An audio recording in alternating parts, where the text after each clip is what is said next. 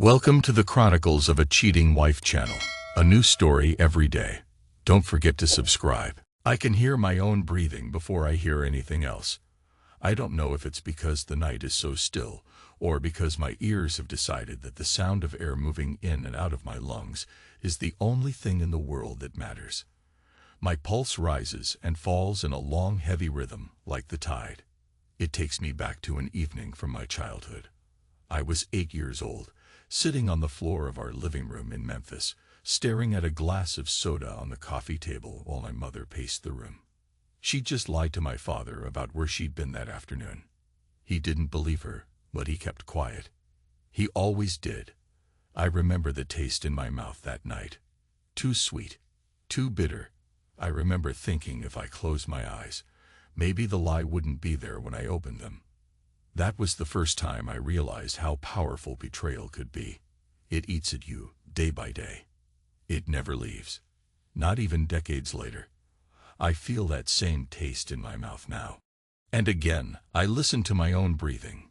Slow, forced, measured, trying to keep my hands from shaking. I'm gripping the edge of our dining table, leaning over the polished wood, picturing the small label I saw this afternoon. A cardboard box, black marker scrawled across it. Chris. A name that sure as hell isn't mine. The day started with me noticing her new shirt, bright red, hugging her figure in a way that felt meant for someone else's gaze. She said she was going out for a girls' day, maybe some coffee and window shopping. But she came back with a box she didn't bother hiding. For a split second, I convinced myself it might be a gift for her dad or her cousin. Then I saw the name. That was the moment the floor shifted under my feet. She set the box down on the kitchen counter like nothing was wrong. Like she wanted me to see it. Or maybe she was too lost in her own world to realize I was even here. She didn't say a word. I tried to keep my face neutral, the same way I did as a kid when I'd watch my mother spin her stories. I learned early that if you show your anger, your pain, if you let them see you tremble, you hand them power. So I stood, knuckles tight, heart banging in my chest. I turned, and I went to the garage. I felt that old bitterness as soon as I reached the car. Her car. The same one she'd been taking to work a suspicious number of times, judging by the mileage on the odometer. I opened the glove compartment, rummaged around. Found the extra set of keys I knew she hid in there, just in case. Ran my fingertips over the worn edges. I thought about how many miles had been racked up in the last month, the last year. How many secrets traveled in those miles. I felt a slow burn starting in my stomach. Anger, sure, but also something deeper. A sense of being completely unmoored, like everything I'd thought was real, everything we built together, was rotting from the inside out. I slammed the glove compartment shut. The door rattled with the impact, echoing in the stillness of the garage. My phone buzzed in my pocket. A text, but I didn't check it. I didn't care who it was. Right then, I was in that place where you float between action and paralysis, where your body is calling for vengeance, for something big and destructive, but your mind is blank, not sure which step to take first. Eventually, I just walked back into the house. She was in the shower. I could hear water running behind the closed bathroom door. I picked up the box. A smooth professional sticker along the side read, "Custom engravings." There was no reason to open it.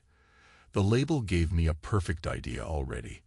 But I'm not a man who leaves loose threads. I pulled at the tape, peeled back the flaps, and stared at what was inside. A silver cufflink set and a matching bracelet, all in a foam cutout. Underneath was a small envelope, sealed with a heart-shaped sticker. I stared at that envelope longer than I care to admit. I wanted to tear it open. See the words she wrote. No doubt some soft, playful promise she'd give him the next time they met. Or maybe pictures. Maybe something else. My thumb hovered over the heart sticker.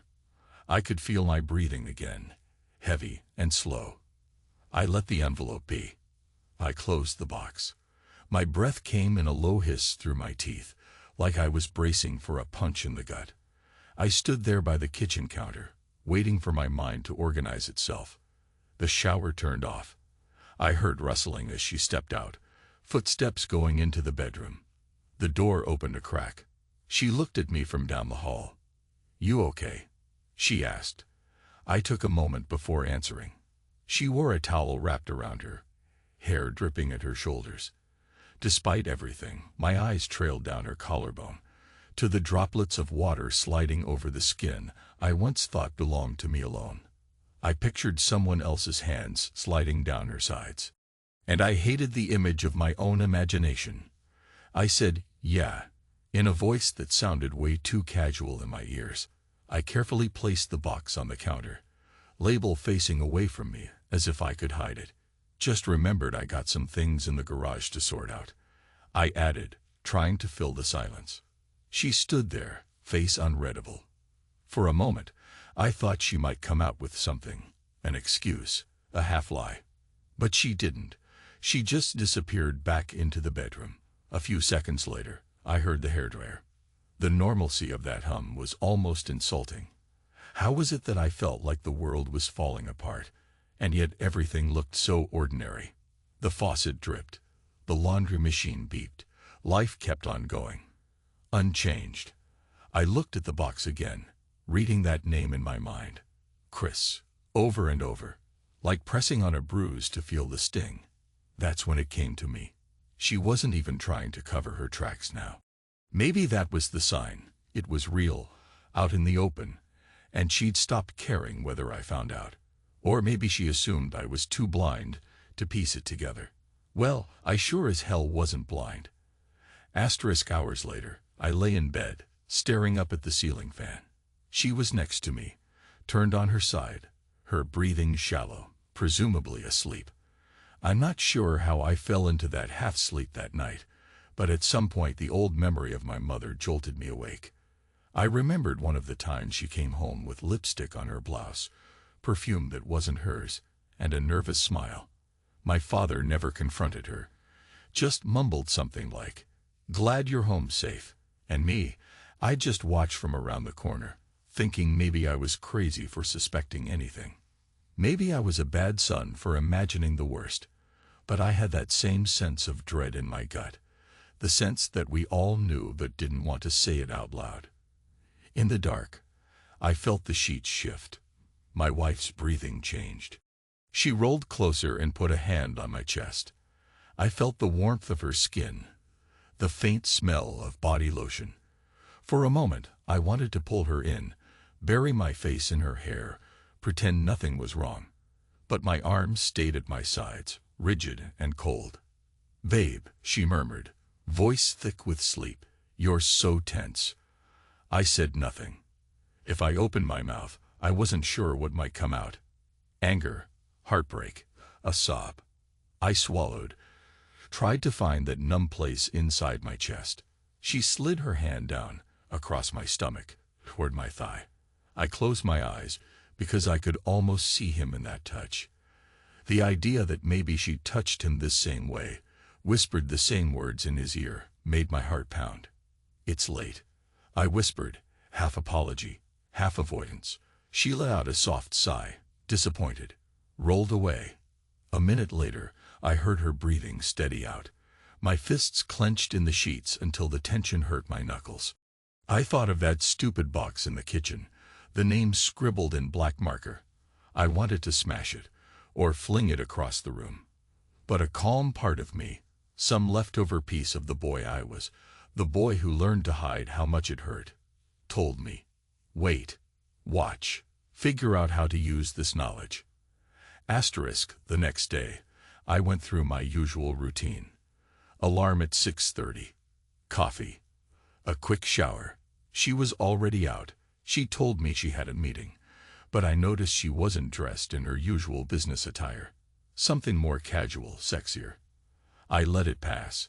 I said, "Have a good one," with a forced grin that felt like it weighed 1,000 pounds. She barely looked at me, just grabbed her purse and left. I stared at our living room.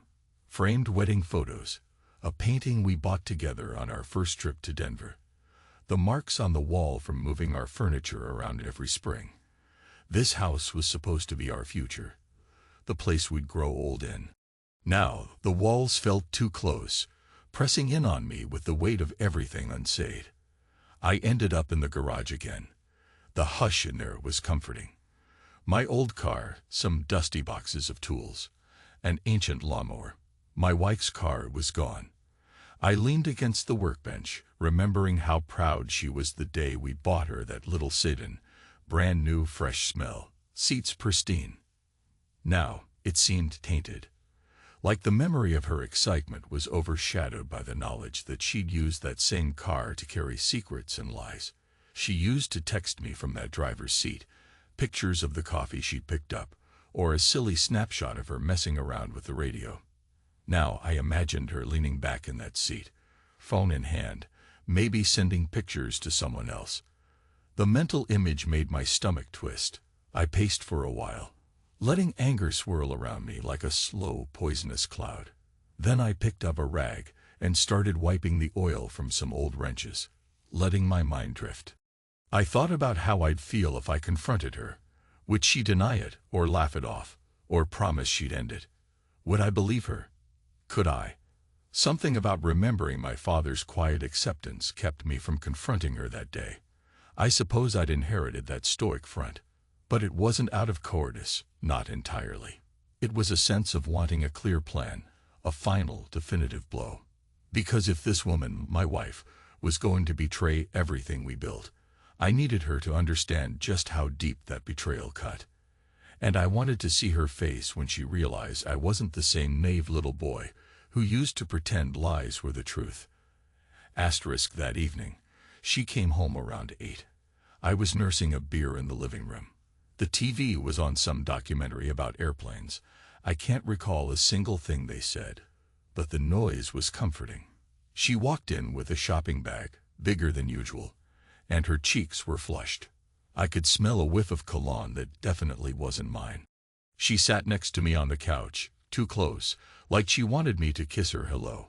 I didn't move. I just stared at the screen. She said, "Long day." I let out a breath. "Yeah." She glanced at my face as if searching for something, maybe a hint of suspicion. She gave me a peck on the cheek, so quick it felt mandatory. Then she went to the kitchen. I heard the rustle of the plastic bag, the sound of her rummaging in the fridge. A few minutes later, she reappeared with a bottle of wine and 2 glasses. "Thought we could share a drink tonight," she offered, almost too brightly.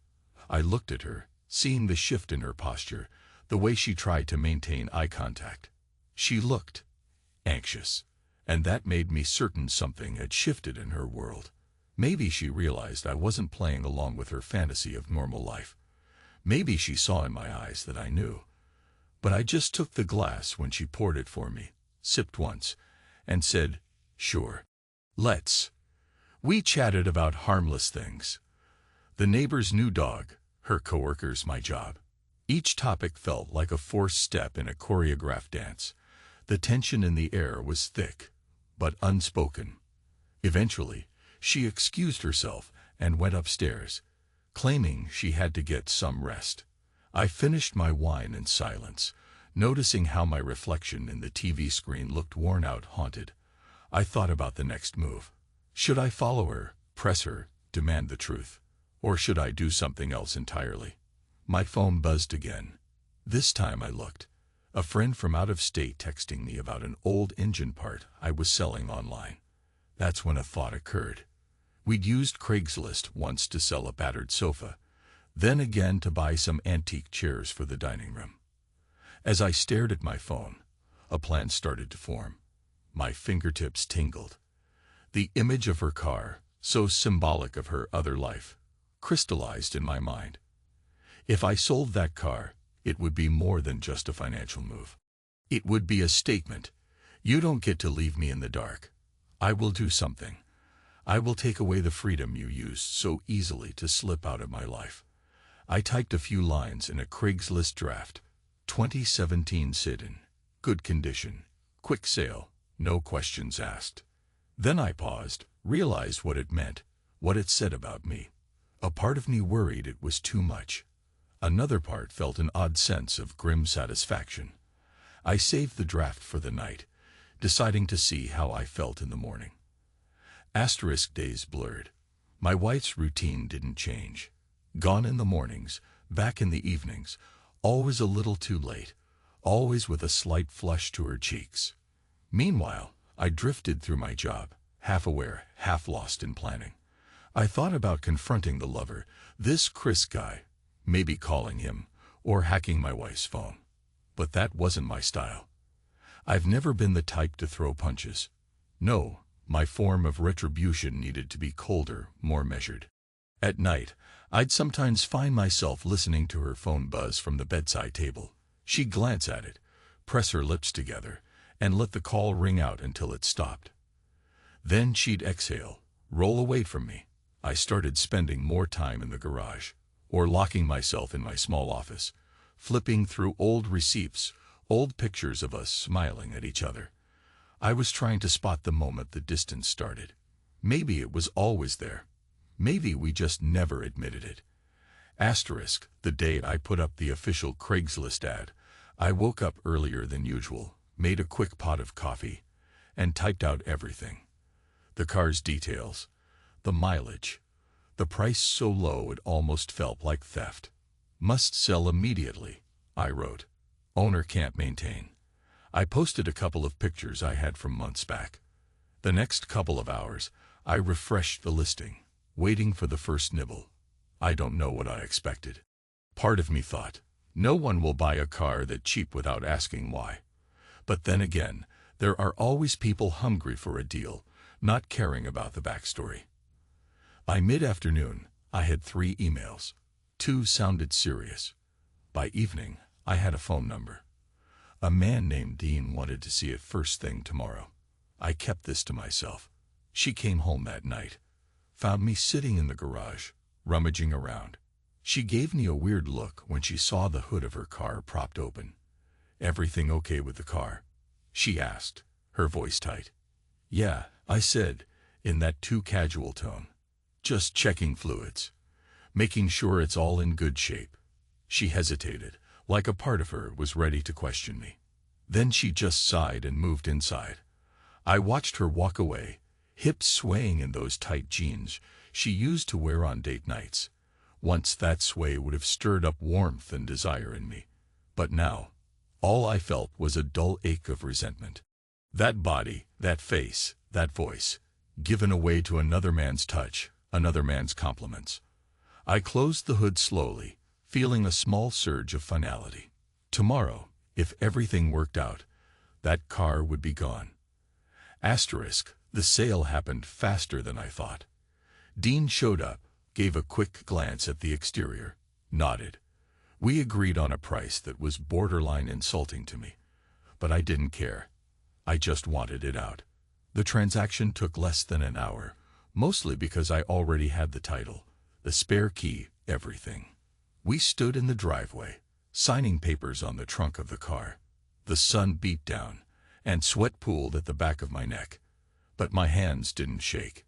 Not once. When it was done, Dean smiled. "Pleasure doing business," he said. "You sure you want to let it go for that little?" I shrugged. "Sure. Times change. Priorities shift." He patted the roof, drove off with a grin so wide, he looked like he'd won the lottery. I watched the taillights recede down the street, a strange hollowness in my chest. That was the car we once took on road trips, the car she used to drive me in when I wanted to take a break and let her have the wheel.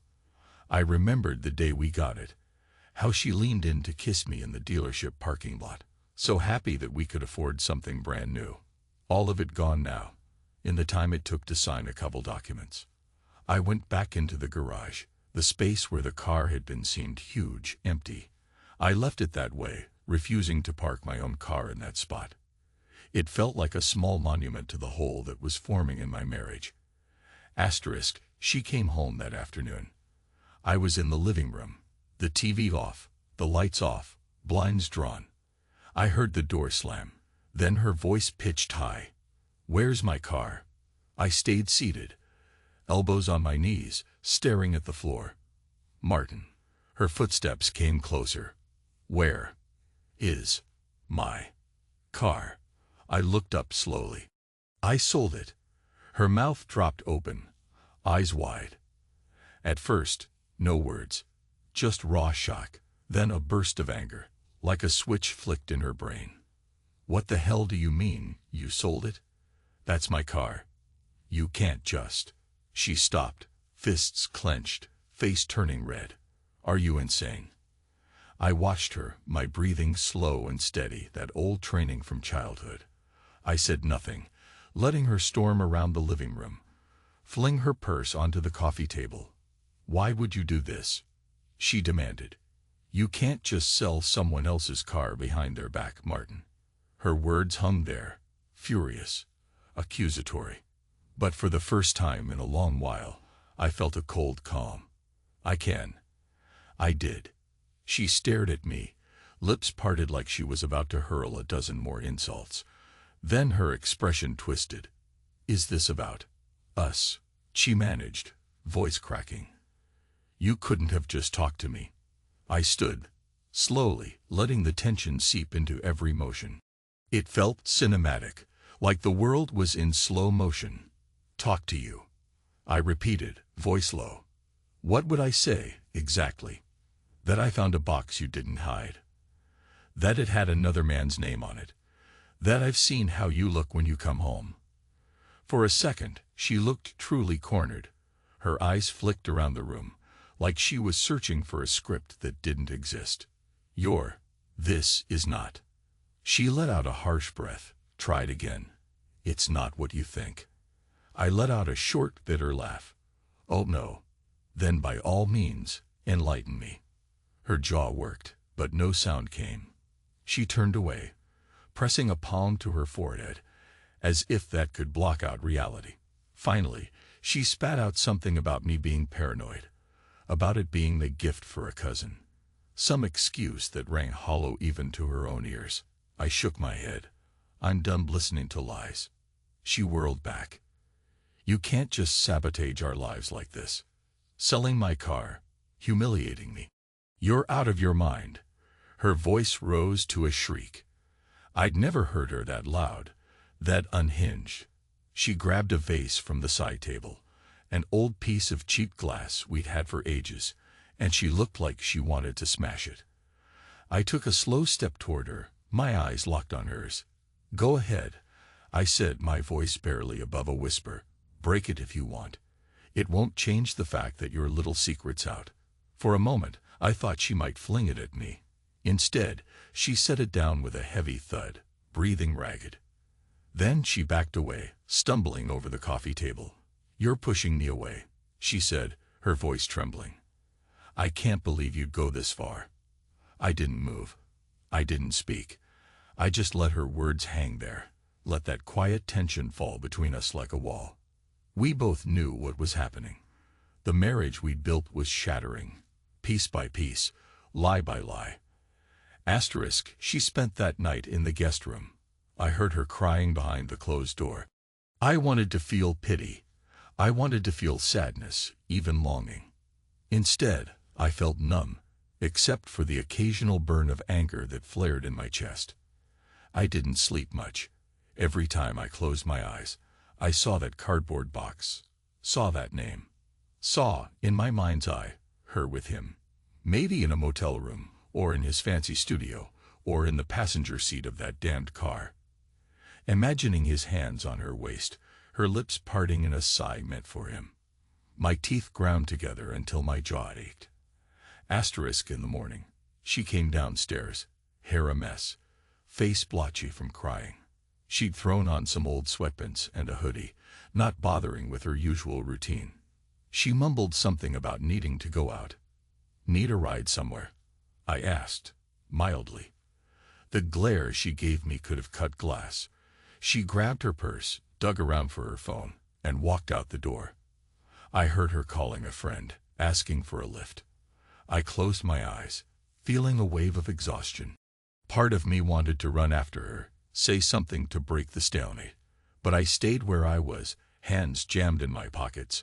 We'd gone too far for easy words. I heard the friend's car pull up, the muffled conversation, then the engine fading as they drove off. Alone in the house, I found myself remembering the day I told my father I'd gotten engaged. He was already frail from years of heart trouble. He looked at me with a faint smile, pressed a hand to my shoulder, and said, "Just don't let yourself get blind." At the time, I thought he was talking about money or the stress of a new life. But maybe he saw something in me, that same acceptance he'd once shown my mother, and worried I'd go numb in my own marriage. Well, no more numbness. I'd made a statement by selling the car, but the anger was still there, pulsing in my veins. This woman who slept in my bed had given her heart, or at least her body, to another man. And I was left with the scraps of what we used to have. Asterisk, she returned hours later, stepping inside with that same friend in tow. I stayed in the dining room, leaning against the table. Her friend's eyes flickered to me nervously, and I realized that I recognized her from a few times they went shopping together. She gave me a forced smile, then turned to my wife. "I'll just wait in the car," she muttered, making a quick exit. I studied my wife's face. There was a forced calm in it, like she'd reapplied her mask. "I need to pack some things," she said quietly. I raised an eyebrow. "You leaving?" She swallowed. "Just for a bit. I need space, Martin. I can't breathe here." A small part of me wanted to laugh. She couldn't breathe here, in this house we built together. Because of what exactly? Her own guilt. But I didn't laugh. I nodded, once, stepping aside as she moved upstairs. I could hear drawers opening and closing. I didn't follow. I stayed downstairs, letting the minutes drag. My mind felt oddly blank, the adrenaline from the confrontation mostly spent. There was a sense of inevitability. She'd share her version of the story, claim I was erratic, that she chose to walk away, painting me as the cause. And maybe that was fair. Maybe it was easier for her to say I'd lost my mind, to avoid admitting she was cheating. She came down with a small suitcase, hair pulled back in a messy ponytail, face set in a grim line. Our eyes met, and for a fleeting second, I saw a flicker of regret or sadness. But it was gone as quickly as it appeared. She opened her mouth to speak, closed it, then turned and walked out. The front door clicked shut behind her. I listened to the engine start, the friend's car pulling away, and then silence. A suffocating silence, thick and heavy. Asterisk over the next few days. I didn't call her. She didn't call me. I went to work, came home, repeated. The emptiness in the house felt even larger than before, like every piece of furniture was shouting her absence. I tried to focus on practical matters. Bills, groceries, the fact that I should probably start thinking about what came next. But my thoughts circled back to that box with the name Chris, to the missing puzzle pieces of how and why. Some nights I'd lie awake, imagining them tangled in bed, imagining the quiet moans that used to be mine to hear, and I'd feel the sting all over again, a mixture of heartbreak and rage. A couple times, neighbors asked me where she was, if everything was okay. I just shrugged, mumbled that she was visiting family or something. It reminded me of how my father used to brush off questions about my mother's whereabouts. The parallels made me nauseous. Eventually, her parents called. I recognized their number on the screen, debated not picking up, but in the end I answered. Her father's voice was stiff. "Heard you two are having some trouble," he said. "She came by, spent a couple nights with us." "Yeah," I said. No explanation. I didn't know him that. He sighed. "She says you sold her car. Son, well, that's not typical behavior. Are you all right?" I almost laughed. "I'm fine," I lied. "We have some problems. That's all." He cleared his throat. "Well, if you need to talk." "Thanks." I cut him off. "I appreciate it." I didn't. I just wanted to end the call. When I hung up, I felt a rush of relief. At least she was safe somewhere. Part of me had worried she'd run off with the lover, but apparently not yet. Maybe she was easing her family into that story. Maybe she was telling them I was the bad guy, that I was controlling or paranoid or unhinged. Let them believe what they want. Asterisk, I found out about the final straw in a stupidly mundane way. A coworker I barely knew asked me if I was all right. Said he'd seen my wife around town with a friend. Asked if we were separated. I brushed it off, but it felt like a punch to the gut. She wasn't even hiding it now. That night, I discovered I couldn't stay in the house anymore. The walls felt haunted by every memory of her. I grabbed a handful of clothes, my laptop, and headed to a cheap motel on the outskirts of the city. It was the kind of place with a flickering neon sign, a cramped front desk, and hallways that smelled like stale cigarettes. But it was quiet, and it wasn't home. I needed not home. For hours, I lay on the lumpy mattress, half listening to the traffic outside. My phone buzzed occasionally with texts. Work, a friend checking in, a spam message. Not a single one from her. I was torn between wanting to hear from her and dreading the possibility. This limbo was excruciating. At some point, I drifted into a restless sleep. Dreams twisted around my mother, my wife, and a faceless figure that might have been Chris.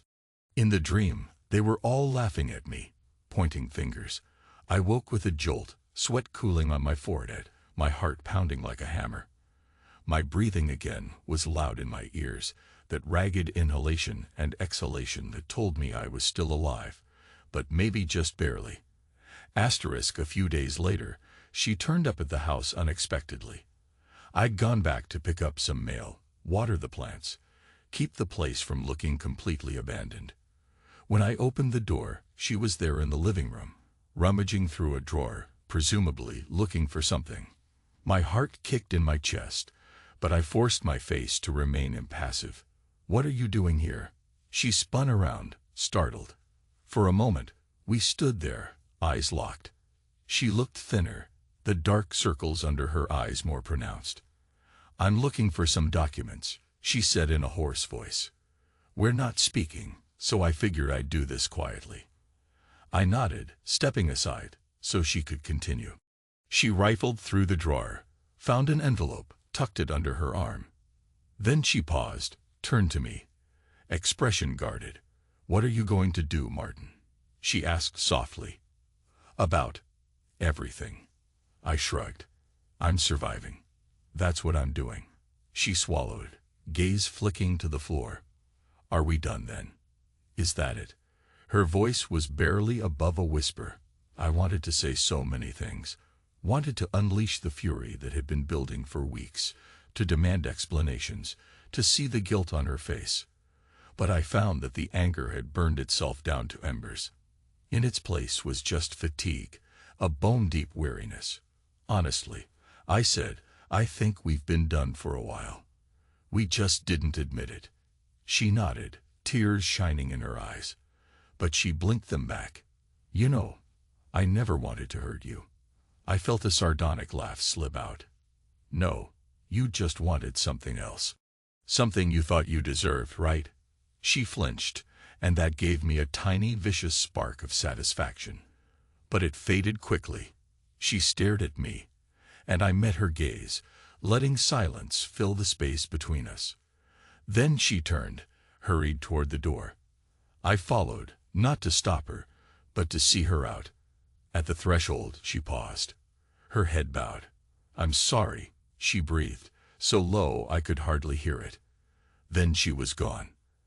Asterisk, over the next few weeks, she told her friends that she left me, that I'd become distant and cold, that I was never there for her.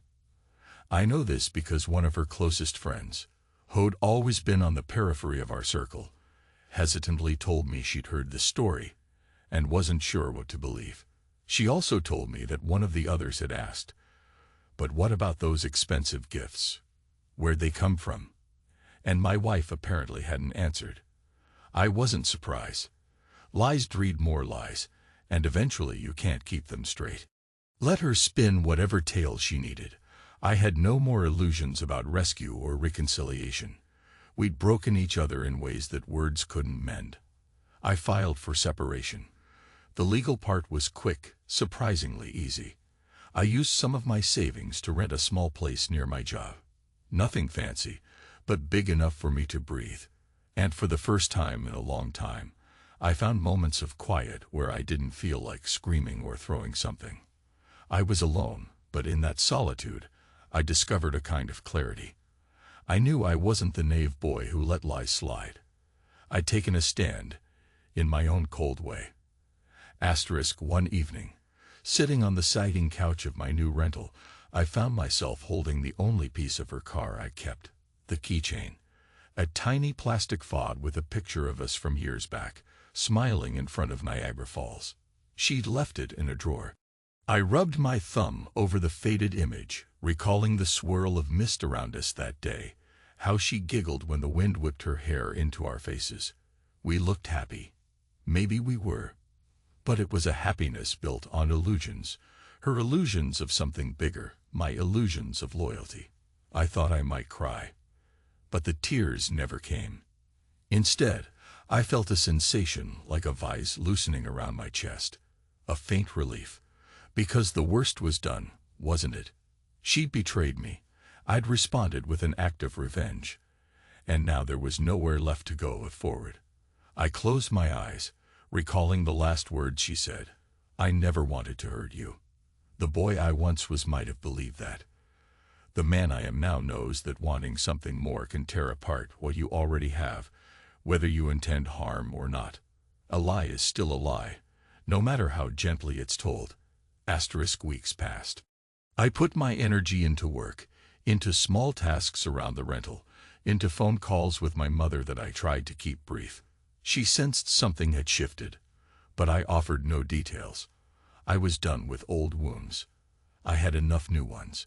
One afternoon, after a long day, I stopped by the old house for the last time to collect some boxes, things I'd left behind. A set of tools, some personal trinkets, old photos. It was nearly empty now. She'd taken some furniture. The real estate agent was scheduled to put it on the market next month. I wandered through the silent rooms, running my hand along the walls. In the master bedroom, I saw the faint outline on the carpet where our bed had been, where we'd slept side by side for years, where she once touched me with warmth, where she'd started to slip away into her secrets. I let out a shaky breath, hearing it echo back at me. My own breathing, slow and heavy, filling my ears the way it did whenever I was alone with my thoughts. I remembered how, as a child, that sound was both comforting and terrifying. Comforting because it meant I was alive, terrifying because it meant I had to keep living with the knowledge of my mother's betrayals. Now that knowledge had come full circle in my own marriage. I carried my boxes out to the car, the late afternoon sun warming the driveway. I felt oddly calm. The rage had long since burned away, leaving behind a hollow acceptance. I was no saint, but I also wasn't the fool I once was. Maybe that was enough for now. A month later, I learned she'd moved in with Chris. A mutual acquaintance dropped the information in a casual conversation, unaware that it would slam into my chest. I nodded like it was nothing. But that night, in my small apartment, I felt the old bitterness coil through my gut again. I pictured their place, their shared bed, the box with his name on it resting somewhere on a dresser. Maybe that engraved bracelet was clasped around his wrist at this very moment. Or maybe he'd tossed it aside, the novelty worn off. I tried to let it go. Some days I succeeded. Other days I'd catch myself dwelling on the details, driving myself mad with hypotheticals. I'd remember that day she came home smelling of cologne and wonder exactly what they'd done, where they'd been. My imagination filled in the gaps with images I wished I could erase. Then, one quiet evening, I sat in the apartment. No TV, no music, just the hum of the refrigerator in the other room. My phone buzzed. It was her name on the screen. My pulse jumped. I hadn't heard from her in weeks. For a moment, I just stared at it, deciding whether to pick up. Then I pressed accept and held the phone to my ear. She said my name softly, like she was testing the water. I said, yes, in a tone that felt lifeless. She hesitated. I'm sorry for how things ended. I hope you're okay.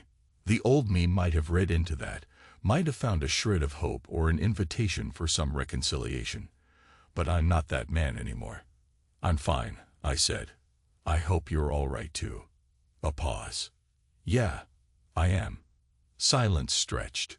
Maybe she wanted me to ask about Chris, or about her life. I wasn't going to. She cleared her throat. I'm not calling Toe. Just wanted to say, I do think about you. Sometimes. I closed my eyes. I breathed, slow and deep. We both have memories, I said quietly. I've moved on from them. You should too. Her voice caught. I know. All right. Well, bye, Martin. She hung up, leaving me with that strange final echo in my ear. I let the phone slip from my hand onto the couch. My heart was beating faster, but not with longing or regret. It was something else. Maybe the last chords of the old life snapping free. Time passed. The sun rose and set. Weeks turned into months. I signed the final papers for the house, parted ways with it cleanly. Life settled into a new routine. I started seeing a therapist, actually. A quiet woman with glasses who asked gentle questions that sometimes made me want to punch a wall. But over time, I found it helped to talk. To release the tension that had been stored in my muscles for years. I told her about my mother. How I learned not to show my emotions because I was afraid of giving anyone that power over me.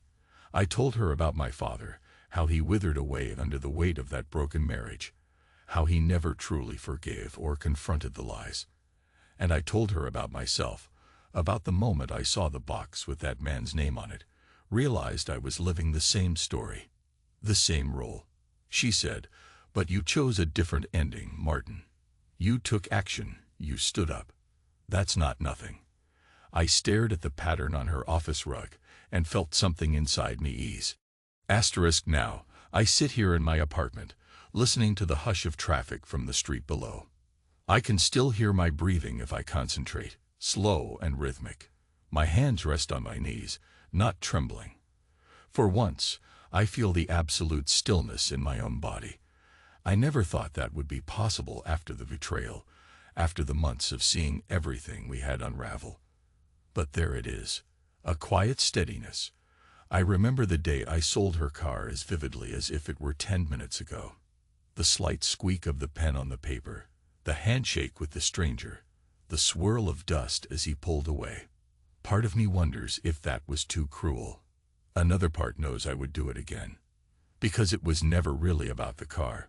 It was about reclaiming my sense of self when everything else felt fake. I taste that bitterness sometimes, thinking about the night she was in his arms, the excuses she made. But it doesn't consume me the way it used to. It's like a scar, tender but closed. The anger has mostly receded, leaving behind a kind of resigned acceptance. And in that acceptance, a small seed of hope that maybe I can be something other than the man who let someone's lies dictate his life. I don't know who I am now. But I know I'm not the same guy who gave trust so easily, who let his marriage become a quiet battlefield of secrets. I've learned what betrayal tastes like. Metallic, cold, lingering at the back of your throat. I've learned that love, once broken, can't always be glued back together. Maybe one day I'll look back on all this and see it as a turning point, the moment I realized I had the strength to walk away from illusions. Or maybe it'll always just be that painful chapter when I sold my wife's car as an act of revenge. Either way, I won't pretend it didn't happen. I won't hide from it, because I've been hiding since I was 8 years old, watching my mother come home in her perfume and lies, telling myself everything was fine. No more. I'm breathing slowly now, letting the air fill my lungs, letting it out in a measured stream. The night is quiet. I'm alone. There's an ache in my chest, but it's not the crippling kind. It's the kind that reminds you you're still alive. And for now, that's enough. I think about her sometimes, the way she used to smile in our pictures, the way she'd reach for my hand when we crossed the street. I think about how easily she let go of all that. Then I think about him, Chris, how he slid into our life like a whisper. I wonder if he ever feels guilty, or if he's laughing in his new apartment, wearing that engraved bracelet, telling himself they were meant to be. Maybe. Maybe not. Doesn't matter. I close my eyes. The final image I see is the box with his name, the cardboard flaps, the silver bracelet shining in the kitchen light. That's when I realize that memory doesn't slice me open anymore. It's just a memory. A real one, but not something that has power over me. I exhale and stand up from my chair. My hands are steady at my sides. I can do a lot with steady hands. There's nothing left to say, so I let the silence wrap around me. It feels strange, being alone like this, but also a relief. At least in this silence, there are no more lies. And my breathing, for once in my life, feels calm. No tremor, no quake, just the slow, deliberate rhythm of a man who finally knows he can survive.